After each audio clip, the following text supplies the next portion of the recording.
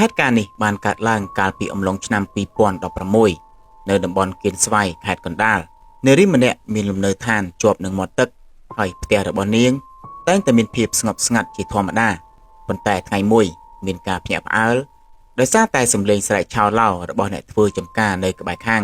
ពូម្នាក់ដែលកំពុងតែធ្វើការងារនៅក្រោយផ្ទះរបស់នាងបានប្រទះឃើញវត្ថុម្យ៉ាងអណ្ដែតទៅនៅមាត់ច្រាំងលុះពេលចូលទៅមើលទើបដឹងថាគឺជាសាកសពរបស់មនុស្សក្រោយពីមានការហៅអ្នកភូមិនិងអាជ្ញាធរមកជួយស្រាវយកសាកសពឡើងគោកទើបគេស្គាល់ថាសាកសពនោះគឺជានារីវ័យក្មេងម្នាក់អាយុប្រមាណខ្ទង់20ឆ្នាំនាងបានលង់ទឹកស្លាប់ក្នុងទម្រង់ដេកផ្កាប់មុខដ៏គួរឲ្យសង្វេគនៅពេលដែលប៉ូលីសធ្វើកសលវិច័យ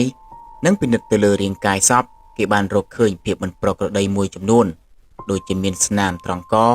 និងស្នាមរបួសនៅនឹងដៃដែលធ្វើឲ្យគេសន្និដ្ឋានថានារីម្នាក់នេះអាចនឹងមិនមែនស្លាប់ដោយសភាពលង់ទឹកធម្មតាទេតែអាចជារឿងឃាតកម្មដែលគេបានសម្លាប់រួចទើបបោះចូលទៅក្នុងទឹកដើម្បីបំបត្តិភស្តុតាងគ្រាន់តែបានឃើញទិដ្ឋភាពនោះភ្លាមនារីជាម្ចាស់ផ្ទះមានអារម្មណ៍រន្ធត់លាយឡំជាមួយនឹងក្តីអាណិតអាសូរយ៉ាងខ្លាំងចំពោះព្រលឹងនារីរងគ្រោះដែលត្រូវបានស្លាប់យ៉ាងអណោចអាធម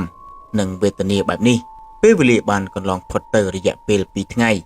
បន្ទាប់ពីគេបានសែងយកសាកសពនារីនោះចេញពីមាត់ទឹកដែលនៅខាងក្រោយផ្ទះបាត់ទៅនៅរាត្រីមួយ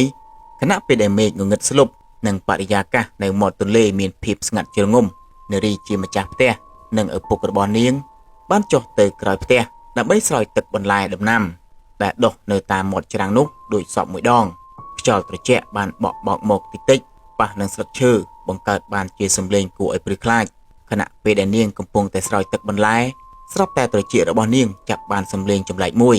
វាគឺជាសំឡេងមនុស្សស្រីកំពុងតែយំគឺជាការយំយ៉ាងខ្សឹកខ្សួលលន្លង់លន្លោចហាក់ដូចជាកំពុងតែឈឺចាប់និងទាមទាររកយុត្តិធម៌ដំបូងឡើយនាងគិតថាប្រហែលជានាងស្ដាប់ច្រឡំហើយឬប្រហែលជាសំឡេងសត្វរាត្រីណាមួយដែលកំពុងតែយំនៅនឹងមាត់ទឹកទើបនាងធ្វើមិនខ្វល់និងបន្តការងាររបស់ខ្លួនទៀតប៉ុន្តែសំឡេងយំនោះមិនបានរសាយបាត់ទៅណាទេវាបែរជាលាន់លឺកាន់តែច្បាស់កាន់តែខ្សឹកខ្សួលនិងស្ដាប់ទៅហាក់ដូចជាកំពុងតែចូលមកជិតនាងបន្តិចម្ដងពីទិសដៅនៃមាត់ច្រាំងទន្លេនោះភាពភ័យខ្លាចបានចាប់ផ្ដើមវាយលុកក្នុងសតិស្មារតីរបស់នាងបានងាកទៅសួរឪពុកដែលកំពុងតែស្រោចទឹកនៅក្បែរនោះថាតើគាត់មានបានឮសំឡេងមនុស្សស្រីយំដែរឬទេប៉ុន្តែឪពុករបស់នាងបានបដិសេធដោយបញ្ជាក់ថាគាត់មិនបានឮសំឡេងអ្វីទាំងអស់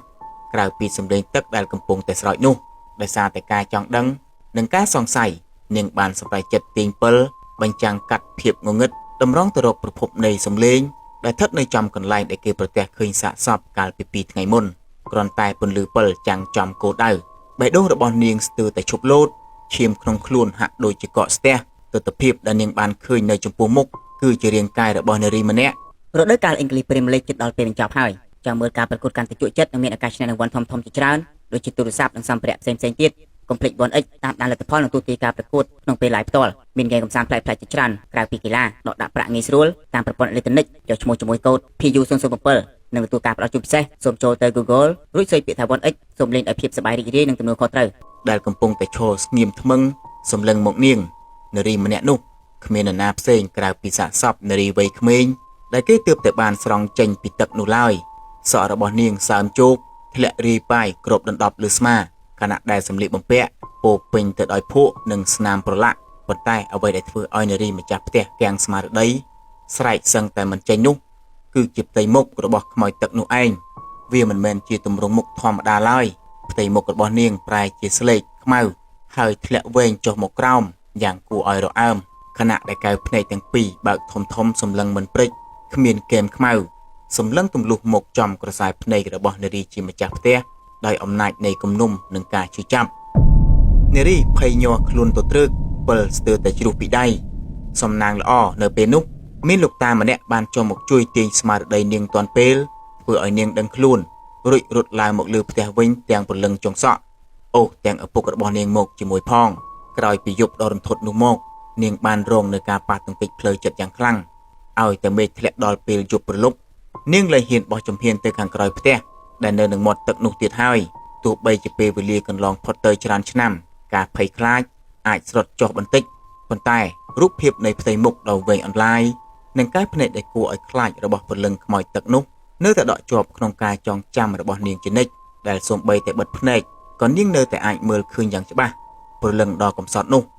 ប្រហែលជាគ្រាន់តែចង់បង្ហាញពីការឈឺចាប់របស់ខ្លួនឲ្យគេបានដឹងឬក៏នាងចង់ឲ្យមាននរណាម្នាក់ជួយរកយុត្តិធម៌ឲ្យនាងទើបនាងមកបង្ហាញខ្លួនក្នុងទម្រង់ដែលគួរឲ្យខ្លាចបែបនេះ